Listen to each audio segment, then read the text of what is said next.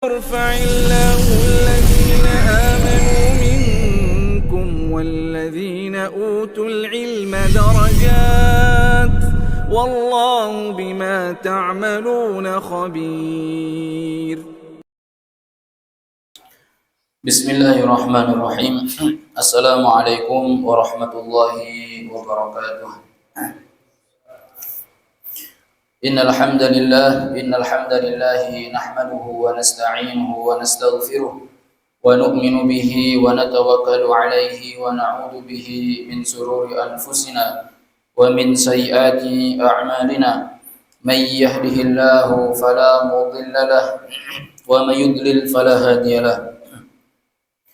أشهد أن لا إله إلا الله وحده لا شريك له وأشهد أن محمدا عبده ورسوله لا نبي بعده. اللهم صل وسلم على محمد وعلى آله وأصحابه وبارك وسلم تسليما كثيرا. وقد قال تعالى: يا أيها الذين آمنوا اتقوا الله حق تقاته ولا تموتن إلا وأنتم مسلمون. وقال أيضا: يرفع الله الذين آمنوا منكم والذين أوتوا العلم درجات والله بما تعملون خبير. وقال رسول الله صلى الله عليه وسلم: من سلك طريقا يلتمس فيه علما سهل الله له به طريقا إلى الجنة أو كما قال رسول الله صلى الله عليه وسلم. Hadirin hadirat yang insyaallah dirahmati oleh Allah Subhanahu wa taala. Kita bersyukur kepada Allah Subhanahu wa taala pada malam hari ini Allah telah letakkan kita di tempat yang mulia dan di majelis yang sangat mulia, dan ini merupakan salah satu tanda kasih sayang cinta Allah Subhanahu wa taala kepada hambanya. Rasulullah sallallahu alaihi wasallam mengatakan, "Idza ahabballahu 'abdan ustu'milah." Allah itu jika cinta sayang kepada seorang hamba, ustu'milahu, maka hamba itu akan disibukkan, akan digunakan. Para sahabat bertanya, "Ya Rasulullah, kaifastu'milah?" Wahai Rasulullah, bagaimana Allah menyibukkan dia? Maka Rasulullah sallallahu alaihi wasallam menjawab, "Yuwaffiquhu bil a'mali shalihati qabla mautih." Orang tersebut selalu disibukkan dalam hal-hal yang baik sebelum datang kematian dia. Maka alhamdulillah pada malam hari ini, di tengah-tengah kesibukan kita, Allah Subhanahu wa taala telah sibukkan kita dengan majelis ilmu, mendengar firman-firman Allah, hadis-hadis Rasulullah sallallahu alaihi wasallam. Maka mudah-mudahan ini semua sebagai bukti bahwa Allah Subhanahu wa taala cinta kepada kita dan kita betul-betul dicintai Allah dan Rasulnya. Amin ya rabbal alamin. Hadirin hadirat yang insyaallah dirahmati oleh Allah Subhanahu wa taala, di dalam kitab Syifa karangan Abul Fadil Iyad Al-Qadhi, Abul Fadil atau Al-Qadhi Al-Iyad rahimahullah, kitab Syifa ini artinya penawar. Di situ menjelaskan tentang hukuk atau kepribadian Rasulullah sallallahu alaihi wasallam dan umatnya.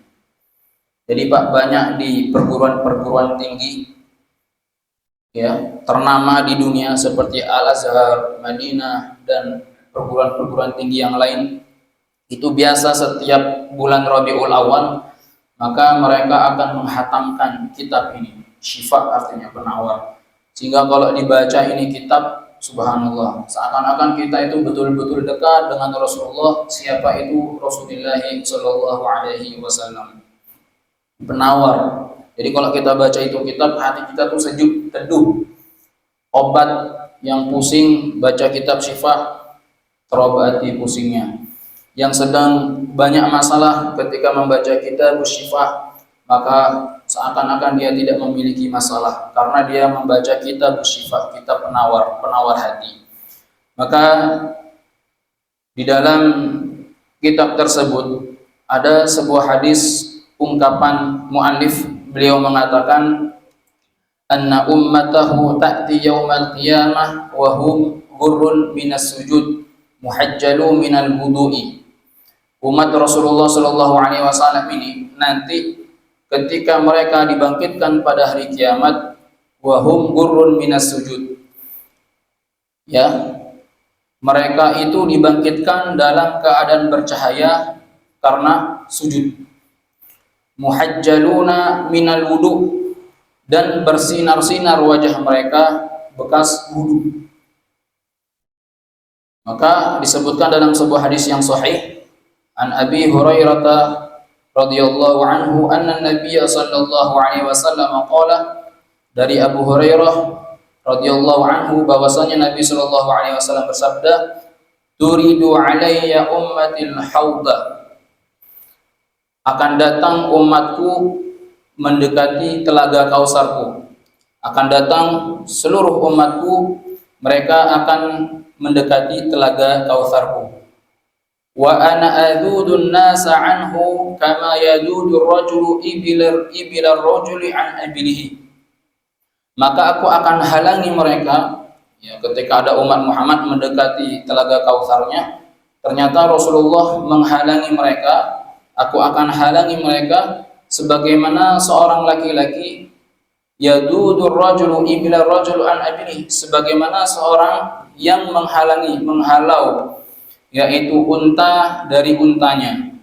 Qalu, maka mereka para sahabat bertanya, ya Nabi Allah, ata'rifuna, wahai Nabi Allah, apakah nanti pada hari kiamat engkau betul-betul mengenali kami? Apakah engkau betul-betul kenal dengan kami? Qala na'am, maka Rasulullah menjawab, iya, pasti aku akan kenal dengan kalian. Lakum sima, indah sekali perkataan Rasulullah, lakum sima laisat li ahadin ghairakum. Kalian itu akan memiliki tanda, sima itu tanda, dalam Al-Quran, simahum fi wujuhim min athari sujud, dalam wajah-wajah mereka terdapat bekas-bekas sujud. Nah, ini kata Rasulullah, lakum fima sima laisat li ahadin ghairakum. Kalian itu akan memiliki tanda yang mana tanda itu tidak dimiliki oleh kaum-kaum terdahulu atau tidak dimiliki oleh orang-orang sebelum kalian. Apa itu tandanya? Turiduna alayya gurran muhajjalin min atharil wudu. Aku akan melihat kalian, tanda-tandanya kalian itu bercahaya semua karena bekas wudu kalian. Bapak-bapak yang dirahmati oleh Allah, makanya para ulama fuqaha, para ulama ahli fikih, ketika beliau mengomentari ini hadis, sebenarnya basuhan satu kali dalam wudu itu sudah sah. Basuh tangan sekali, selesai, sah. Kenapa para ulama menyunahkan menjadi tathlits sampai 3 kali basuhan? Itu untuk menyempurnakan daripada wudu. Jangan sampai 4 kali. Kalau 4 kali itu makruh hukumnya. Cukup berapa? 3 kali. Kemudian para ulama mengatakan di antara sunnah-sunnah berwudu itu kita melebihkan basuhan. Tetapi melebihkannya tidak terlalu berlebihan, ya. Umpama sampai siku-siku maka kita lebihkan sedikit. Ya. Kemudian membasuh kaki, mata kaki itu bisa dilebihkan sedikit, boleh sampai betis. Ya, kemudian membasuh rambut, walaupun di dalam mazhab Imam Syafi'i ba'du ra'sihi, sebagian rambut itu sah sebenarnya. Ya, kalau Bapak berwudu 3 helai rambut Bapak basuh itu sah-sah saja, enggak apa-apa. Ya, karena dalam Al-Qur'an menyebutkan seperti itu. Tetapi dalam mazhab-mazhab yang lain sunnahnya itu bukan sebagian tetapi keseluruhan. Nah, Ashabu Syafi'i mengatakan walaupun dalam mazhab Syafi'i sebagian itu sah, tetapi lebih afdolnya itu keseluruhan. Agar apa? Agar cahaya itu betul-betul, cahaya kita pada hari kiamat itu betul-betul sempurna di hadapan Rasulullah sallallahu alaihi wasallam dan di hadapan Allah. Paham ya, Pak? Ya. Sampai siku-siku lebihkan sedikit. Nah, kemudian mata kaki lebihkan sampai ke betis. Makanya ulama-ulama dahulu itu kalau mereka membasuh kaki itu dilebihkan sampai betis. Kemudian kalau membasuh sebagian rambut, mereka tidak sebagian tapi keseluruhan, walaupun sebagian itu sah. Sampai Ulama-ulama kami itu mengatakan karena di Indonesia ini mayoritas mazhab Syafi'i itu paling banyak, maka Rasulullah itu nanti paham Pak, mana orang Indonesia mana yang bukan. Kalau orang Indonesia nanti kelihatan cahayanya secuil seperti ini. Ya, itu kata guru kami itu. Cahayanya nanti kelihatan, oh ini orang Indonesia nih, cahaya rambutnya cuma secuil. Ya, paham nggak Pak ya? Tetapi sah apa nggak sah? Sah-sah saja, nggak apa-apa. Ya, paham nggak? Seperti itu. Maka bapak-bapak, ibu-ibu yang dirahmati oleh Allah Subhanahu wa taala, ini kesempurnaan daripada wudu, fadilah daripada berwudu. Maka jangan bosan-bosan kita untuk berwudu. Dan sunnahnya itu sebenarnya wudu itu bukan hanya pada waktu sholat, ketika akan keluar rumah bekerja itu nggak apa-apa berwudu, tidak menjadi masalah. Paham nggak Pak ya? Kemudian muhajjaluna minas sujud wa gurrun minas sujud, dan cahaya mereka itu akan terlihat dari cahaya sujud. Maka orang yang suka sujud di hadapan Allah Subhanahu wa taala, subhanallah, dia akan memiliki cahaya yang sempurna di hadapan Allah dan Rasulnya. Maka dari cahaya sujud dan wudu inilah kita umat Rasulullah Shallallahu Alaihi Wasallam itu akan dikenal oleh Rasulullah Shallallahu Alaihi Wasallam. Kemudian jamaah yang dirahmati oleh Allah, dalam sebuah riwayat juga dalam kitab Kanzul Umar, subhanallah, ketika Siti Aisyah radhiyallahu anha pada malam hari, jadi Siti Aisyah itu biasa mengumpulkan pakaian-pakaian yang robek, dan beliau itu biasa menjahit pakaian yang robek itu. Maka tatkala pakaian itu tatkala jarum itu terjatuh, maka Siti Aisyah mengatakan inna lillahi wa inna ilaihi raji'un. Inna lillahi wa inna ilaihi raji'un. Maka Siti Aisyah tak cari itu jarum. Tiba-tiba datanglah Rasulullah sallallahu alaihi wasallam. Ketika datang Rasulullah sallallahu alaihi wasallam, maka yang tadinya jarum itu tidak terlihat maka terlihat. Ini menunjukkan begitu sempurnanya cahaya Rasulullah sallallahu alaihi wasallam. Maka Siti Aisyah bertanya, wahai Rasulullah, alangkah sempurnanya cahayamu wahai Rasulullah sallallahu alaihi wasallam. Maka ketika itu Rasulullah mengatakan, wahai Aisyah, ketahuilah nanti pada hari kiamat ada umatku yang tidak bisa melihat aku, kata Rasulullah. Maka Siti Aisyah kaget, wahai Rasulullah, dengan cahayamu yang sempurna seperti ini, apakah nanti ada umatmu yang tidak bisa melihat engkau? Maka Rasulullah mengatakan, nah iya, siapakah mereka wahai Rasulullah? Maka Rasulullah Shallallahu Alaihi Wasallam mengatakan, al-bakhilu man dzukirtu indi. Orang yang paling pelit, orang yang tidak akan mengenalku pada hari kiamat adalah orang yang ketika disebut nama Rasulullah Shallallahu Alaihi Wasallam walam yusallu alayya, dan mereka tidak berselawat ke atasku. Paham nggak Pak? Maka ketika ada kalimat sabda Rasulullah Shallallahu Alaihi Wasallam, maka kita menjawab Shallallahu Alaihi Wasallam atau Allahumma sholli ala Muhammad wa ala ali Muhammad, cahaya Rasulullah. Maka dalam syair itu disebutkan wala dhillun bal kana nur. Rasulullah itu tidak memiliki bayang-bayang, bal kana nur, karena dia itu cahaya.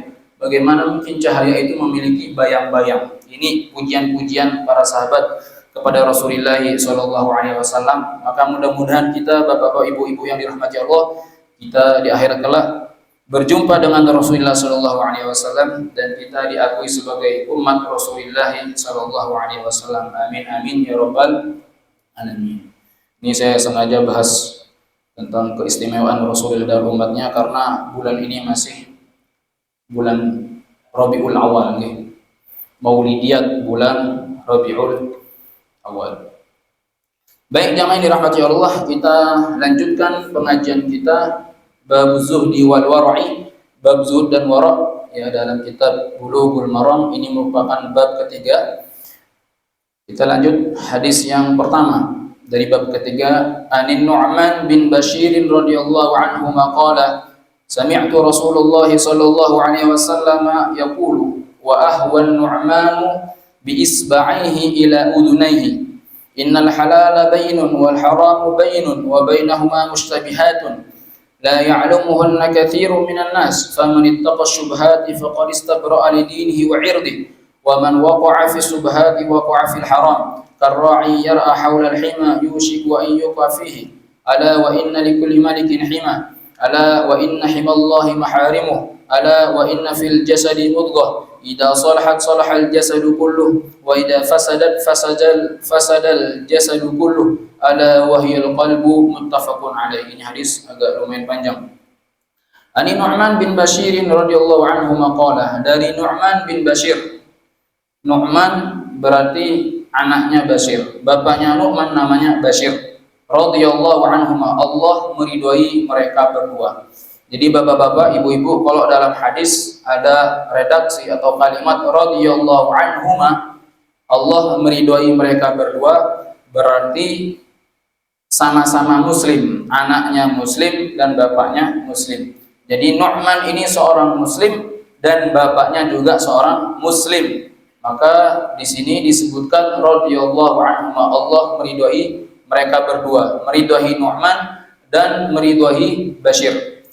Terkadang ada juga nama bapaknya disebut, tetapi redaksinya radhiyallahu anhu, bukan radhiyallahu anhuma.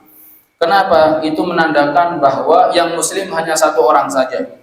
Contoh, Ani bin Umar, an Umar ibn al-Khattab, dari Umar ibn al-Khattab, bukan radhiyallahu anhuma, tetapi radhiyallahu anhu. Itu menandakan apa? Hanya Umar saja yang Islam. Sedangkan bapaknya Umar belum memasuki Islam, sehingga radhiyallahu anhu.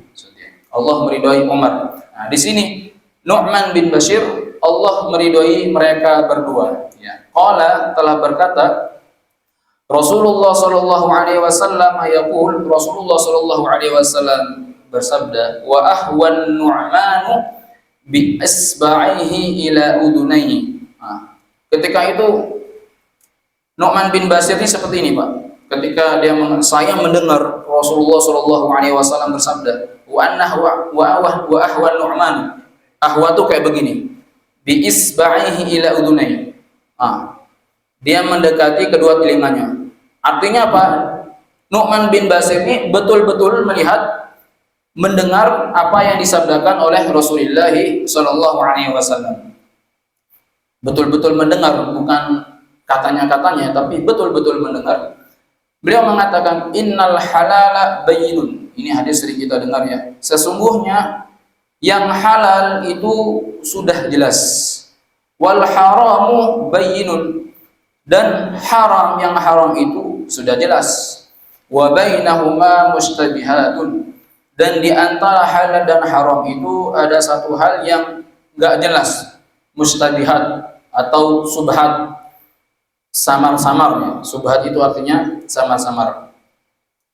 La ya'lamuhunna katsiru minan nas, dan banyak orang yang belum mengetahui subhat itu.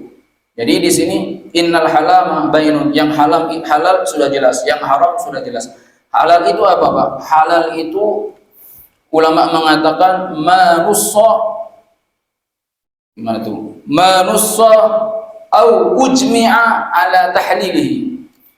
Halal itu adalah sesuatu yang sudah ada nasnya, baik dalam Al-Quran maupun hadis, au ujmi'a ala tahlilihi, atau kalau enggak ada dalam Al-Quran maupun hadis Rasulullah SAW, itu ada kesepakatan jumhur ulama, ini halal. Nah, itu dinamakan apa? Halal. Walaupun di dalam Al-Quran enggak ada, dalam hadis enggak ada, tetapi ada kesepakatan para alim ulama bahwasanya perkara itu adalah halal, maka itu menjadi halal. Atau haram pun seperti itu. Haram itu apa? Manusa au ujmi ala tahrimihi. Segala sesuatu yang memang sudah ada nasnya, kalau itu halal, haram, ya, baik dalam Al-Quran maupun hadis atau kesepakatan para alim ulama. Ada juga namanya mustabihat, sesuatu yang samar-samar, enggak halal, enggak haram, subhat.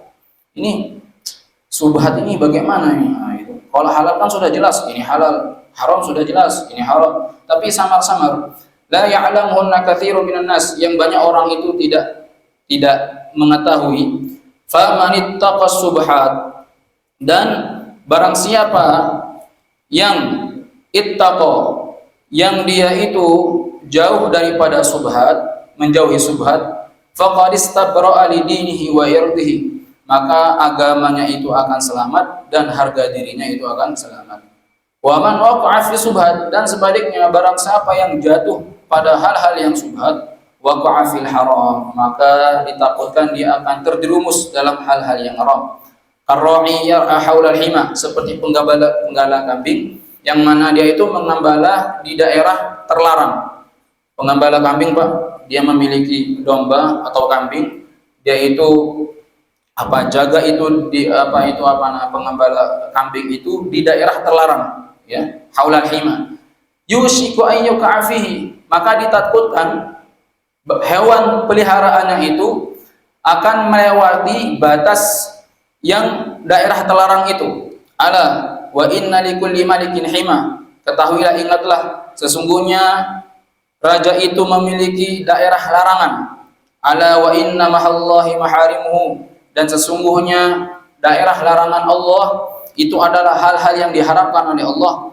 Ala wa inna fil jasadi mudghah, dan ingatlah sesungguhnya di dalam jasad manusia itu ada mudghah, ada segumpal daging atau jantung. Idza salahat salahal jasadu kullu, kalau daging itu, jantung itu bagus, maka semua jasad itu akan bagus. Dan sebaliknya, wa idza fasadat fasadal jasadu kullu, kalau jantung itu rusak, maka semua jasad itu akan rusak. Ala wahyal qalbu, ingatlah daging itu adalah qalbu, hati. Daging, ya, hati atau jantung, hati.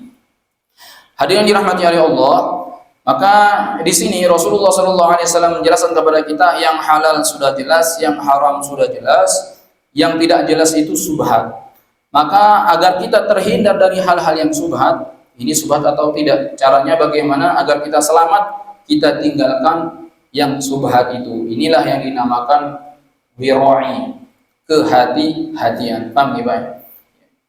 Hati-hati. Orang Pak kalau sudah melakukan hal-hal yang subhat, yang pertama itu mungkin itu halal, yang kedua halal, yang ketiga halal, ditakutkan nanti yang keempat, kelima, dan enam itu jatuhnya haram. Seperti pengembala kambing, tatkala dia menjaga binatang peliharaannya, ya, di tempat-tempat yang terlarang, pertama mungkin dia akan selamat itu hewan peliharaannya, tetapi nanti ditakutkan lama-lama nanti kambing itu atau hewan peliharaannya itu akan melewati batasan terlarang. Begitu juga ketika seorang hamba dia terbiasa melakukan hal-hal yang subhat, wah nggak apa-apa, subhat, kelihatannya halal, nanti jatuhnya kepada yang haram. Jamaah yang dirahmati Allah, perhatikan hadis ini. Rasulullah SAW, perhatikan, mengakhiri ketika Rasulullah menjelaskan tentang halal, haram, subhat, maka Rasulullah itu, Pak, mengakhiri kalimatnya dengan apa? Ingatlah sesungguhnya dalam diri manusia itu terdapat daging, yang mana bila daging itu baik, semua amalan itu akan baik, jasad akan baik, yaitu hati. Ketika Rasulullah mengakhiri hadis ini, Rasulullah membahas masalah hati, Pak. Kenapa Rasulullah membahas masalah hati? Karena jamaah yang dirahmati Allah, ternyata halal, haram itu sangat berpengaruh dengan hati kita. Ketika kita makan, ketika kita mendapatkan rezeki dari yang halal, itu sangat berpengaruh. Sebaliknya begitu, ketika yang haram pun sangat berpengaruh dengan hati kita. Maka Rasulullah SAW mengakhiri hadis ini, masalah hati itu sangat tergantung dari apa yang kita dapat. Paham ya, Pak, ya? Hati. Makanya, Pak, dalam Al-Quran itu Rasulullah SAW, Allah Subhanahu Wa Taala dengan tegas mengatakan, yauma la yanfa'u malun wala banun. Nanti di hari kiamat itu, Pak, malun wala banun, tidak akan lagi bermanfaat harta benda, jabatan, kedudukan, atau keluarga, tidak lagi bermanfaat illa man atallaha biqalbin salim, kecuali mereka yang datang kepada Allah Subhanahu Wa Taala dengan hati yang salim, hati yang selamat. Selamat dari apa? Selamat dari penyakit-penyakit hati, selamat dari hal-hal yang haram, selamat dari hasad, iri dengki, kesombongan, dan penyakit-penyakit hati yang lainnya. Bapak-bapak, para ulama mengatakan setan itu sangat paham tentang ayat Al-Quran ini. Setan itu sangat paham bahwasanya satu-satunya yang akan menyelamatkan manusia itu qalbun salim, hati yang selamat.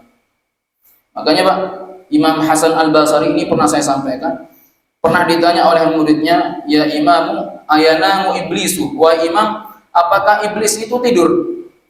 Maka Imam Hasan Basri mengatakan, "La yanamu iblis."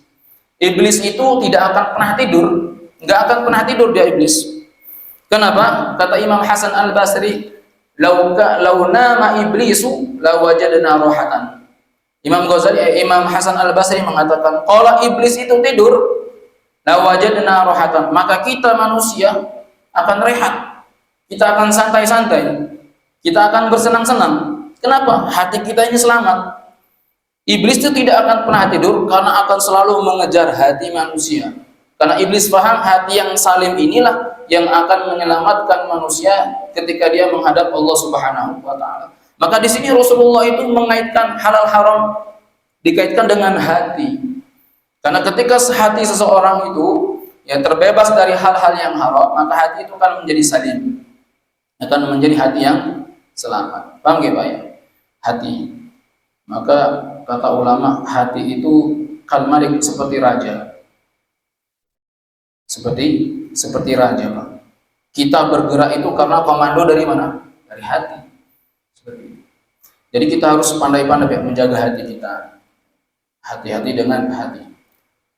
Yang dirahmati Allah. Maka ulama mengatakan, kenapa kita harus menjaga hati kita? Karena apa, Pak? Karena objek pertama yang akan dilihat oleh Allah di antara tubuh kita ini hati kita, Pak. Bukan hal-hal yang lain. Sebelum Allah melihat mata, telinga, rambut, kaki, dan tangan, yang pertama kali Allah lihat itu apa? Hatinya. Makanya dalam hadis mengatakan, innallaha gimana? La yanzuru ila suwarikum wa amwalikum. Allah itu tidak melihat bentuk rupamu. Allah itu tidak melihat hartamu, siapa kamu, bagaimana kedudukanmu. Walakinallaha yanzuru ila qulubikum. Tetapi Allah itu melihat hati kalian wa a'malikum, dan amal-amal kalian. Kalau hati ini sudah salim, Pak, sudah selamat, maka jangan ditanya lagi bagaimana sholatnya, bagaimana puasanya, bagaimana bacaan Al-Qur'annya. Kalau hati ini sudah bagus, otomatis semua amal ibadahnya itu akan bagus. Tetapi sebaliknya, kalau hati ini sudah rusak, jangan dilihat lagi bagaimana sholatnya, bagaimana puasanya, bagaimana umrohnya, bagaimana hajinya, bagaimana ibadah-ibadah yang lainnya, maka otomatis semuanya akan rusak. Maka hati itu harus kita jaga. Kenapa, Pak? Karena hati itu tempatnya ikhlas, ya, tempatnya tauhid, tempatnya niat. Mahallul niyatu fil qalbi. Letak niat itu di dalam hati. Makanya ulama mengatakan ta'allamul niyyah qabla al-amal. Belajarlah niat sebelum beramal. Karena orang yang ketika dia berniat tanpa beramal, maka suatu saat dia akan mendapat pahala dari niat tersebut. Tapi kalau ada orang yang beramal tanpa niat, maka nggak ada nilainya di sisi Allah. Makanya Pak, kalau kita membaca hadis-hadis Rasulullah SAW, setiap hadis-hadis besar, Imam Nawawi, imam-imam dan yang lainnya, pasti Pak, yang pertama kali para ulama muhaddisin menyantumkan itu pasti masalah niat. Innamal a'malu binniyat wa innama likulli imri'in ma nawa. Sesungguhnya amal itu tergantung pada niatnya, dan orang itu akan dibangkitkan oleh Allah sesuai daripada niatnya. Bapak sholat isya, niatnya sholat maghrib, sah apa enggak? Enggak sah. Atau bapak sholat duhur, niatnya sholat asar, sah apa enggak? Enggak sah. Niat. Paham ya? Seperti itu. Yang kedua, Pak, kenapa kita harus menjaga hati kita agar hati kita ini saling? Ini saya membahas masalah hati sedikit. Karena apa? Sebagaimana Allah yang pertama kali dilihat dari diri seorang hamba itu hatinya, maka setan pun target pertama yang akan dirusak dari anggota tubuh manusia itu apa? Hatinya. Allah melihat yang pertama dari kita itu hati, setan pun seperti itu. Yang pertama dilihat itu apa? Hatinya. Karena hati ini tempat tauhid, tempatnya ibadah, tempatnya apa? Tempatnya niat. Makanya ketika iblis itu diusir oleh Allah Subhanahu wa taala dari surga, maka iblis ini protes, qala fabima aghwaytani. Ya Allah, kenapa engkau campakkan aku, kenapa engkau usir aku dari surga ini dan engkau campakkan, keluarkan aku, turunkan aku di dunia. Maka kata iblis, kalau begitu ya Allah, karena engkau telah usir aku dari surga dan engkau menurunkan aku dari dunia, la'aqudanna lahum siratal mustaqim. Maka sungguh aku akan halang-halangi hambamu itu dari jalan yang lurus. Tsumma la'atiyannahum min baini aydihim wa an aymanihim wa an syama'ilihim wa la tajidu aktsaruhum syakirin. Kemudian aku akan datangi mereka dari segala arah, barat, timur, selatan, utara, di atas enggak ya. Barat, timur, selatan, utara. Kita ini Pak dikelilingi oleh iblis untuk apa? Dirusak hatinya. Kalau ketika seseorang hamba itu dalam hatinya ada terbesit niat untuk beribadah kepada Allah, maka iblis akan kejar tuh hamba-hamba Allah sampai orang itu gagal melakukan kebaikan. Ketika seorang itu dia ingin melakukan kemaksiatan kepada Allah, maka dikejar terus oleh iblis sampai orang itu berhasil melakukan apa? Kemaksiatan kepada Allah Subhanahu wa taala. Jadi betul kata Imam Hasan Al-Basri, manusia itu tidak akan pernah terlepas dari godaan iblis. Yang dirusak pertama itu hatinya. Agar ketika dia menghadap Allah, tidak menghadap Allah dengan hati yang salim. Paham nggih, Pak? Yang ketiga, kenapa kita harus menjaga hati, Pak? Agar hati kita ini salim di hadapan Allah. Karena apa? Kecil dan besarnya amal itu tergantung niat kita. Makanya Ibnu Mubarak rahimahullah, beliau mengatakan, berapa banyak biniyatin sahihin kam min amalin kabirin tusaghiruhun niyah. Berapa banyak yang amal itu kelihatannya besar menjadi kecil. Karena apa? Niatnya yang kecil. Wa kam min amalin saghirin tukabbirun niyah. Dan berapa banyak yang amal itu terlihat kecil, tetapi karena niatnya itu besar, maka amal itu menjadi besar, Pak. Paham nggih, Pak? Kemudian yang terakhir, kenapa kita harus menjaga hati kita nih, Pak? Agar hati kita ini menjadi hati yang salim. Karena apa? Jamaah yang dirahmati oleh Allah, karena baik dan buruknya amal seseorang itu tergantung daripada hatinya. Kalau hati ini baik, Bapak-bapak, maka mata itu akan menjadi baik. Telinga akan mendengar hal-hal yang baik, mata akan melihat hal-hal yang baik, tangan akan memegang hal yang baik, langkah kaki kita pun akan melangkah di tempat-tempat yang baik. Tetapi sebaliknya, kalau hati ini sudah rusak, maka matanya rusak, telinganya rusak, tangannya rusak, kakinya pun rusak, akan menuju hal-hal yang tidak diridai oleh Allah Subhanahu wa taala. Maka Bapak yang dirahmati oleh Allah, qalbun salim ini sangat berpengaruh tentang halal atau yang haram. Paham ya, Pak? Seperti itu. Maka ketika orang itu betul-betul menjaga dari hal-hal yang subhat, maka insya Allah hatinya itu akan menjadi yang hatinya selamat. Kata Imam Ghazali, Pak, hati itu seperti botol. Kalau botol itu dimasukkan susu, dikeluarkan apa? Susu. Kalau dimasukkan kopi, dikeluarkan kopi. Hati ini, Pak, kalau ada Allah, zikir kepada Allah, maka di akhir hayat ketika kita nafas itu sudah terakhir, ruh akan dicabut oleh Allah, maka kita akan mudah mengucapkan kalimat la ilaha illallah. Lisanu mil'aqatul qalbi. Lisan itu adalah sendoknya hati. Lisan ini akan mengeluarkan apa yang ada dalam diri kita, dalam hati kita. Paham ya, Pak? Maka perlunya kita menjaga daripada hati kita. Baik, selanjutnya hadis kedua dari bab ketiga, ya. Bismillahirrahmanirrahim. Wa an Abi Hurairah radhiyallahu anhu, dari Abu Hurairah radhiyallahu anhu qala Rasulullah sallallahu alaihi wasallam, ta'isu abdud dinar wad dirhami wal qatifah in u'tiya radiyah wa in lam yu'ta lam yarda. Akhrajahu al-Bukhari.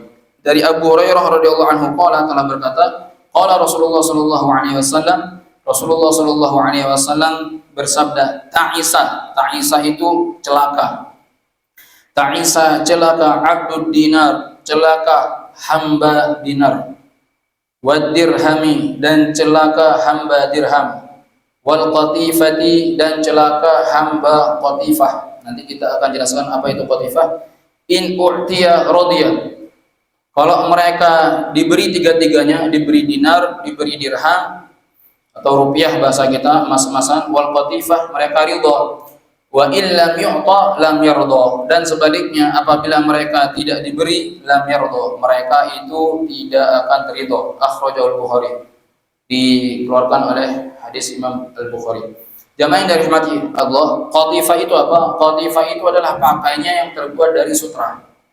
Pakaian yang indah terbuat dari sutra. Nah, di sini kenapa Rasulullah SAW indah sekali mengatakan ada sebagian hamba-hamba Allah yang disebut dengan abdul dinar, hamba dinar, hamba dirham, hamba rupiah, atau kalau orang sering tidur disebut hamba tidur, hamba makan. Kenapa disebut hamba? Karena dia itu akan menjadi seorang hamba tatkala dia itu sibuk dalam urusan dunia dan lupa syariat, lupa dengan perintah-perintah Allah Subhanahu wa taala. Nah, ini akan disebut ta'isa, hamba. Kemudian Rasulullah mengatakan orang yang seperti itu orientasinya hanya dunia, dan ketika dia mencari dunia lupa dengan perintah-perintah Allah, maka orang yang seperti ini akan celaka, ta'isa. Akan apa? Akan celaka. Maka jangan sampai Pak di tengah-tengah kesibukan kita lupa dengan perintah-perintah Allah. Kata Rasulullah mengatakan ta'isa, orang yang seperti itu dia akan celaka. Jangan sampai kita seperti orang-orang kafir, alladzi jama'a mala wa 'addada yahsabu anna mala akhlada. Mereka kumpulkan harta benda dan mereka mengira bahwa harta itu dia akan menyelamatkan kita, padahal tidak. Paham nggih, Pak ya? Kemudian kalau dia itu diberi harta, dia senang. Kalau dia sudah tidak diberi harta, maka dia protes kepada Allah Subhanahu wa taala. Ini adalah sifatnya orang-orang munafik. Ketika tidak diberi apa-apa, dia jauh daripada Allah Subhanahu wa taala. Maka di tengah kesibukan kita, jangan sampai kita celaka karena kita lupa dengan perintah-perintah Allah Subhanahu wa taala. Semoga bermanfaat. Mudah-mudahan Allah Subhanahu wa taala beri kita kepahaman dengan dua hadis ini. Amin ya rabbal alamin. Subhanakallahumma bihamdika asyhadu an la ilaha illa anta astaghfiruka wa atubu ilaik. Wassalamualaikum warahmatullahi wabarakatuh.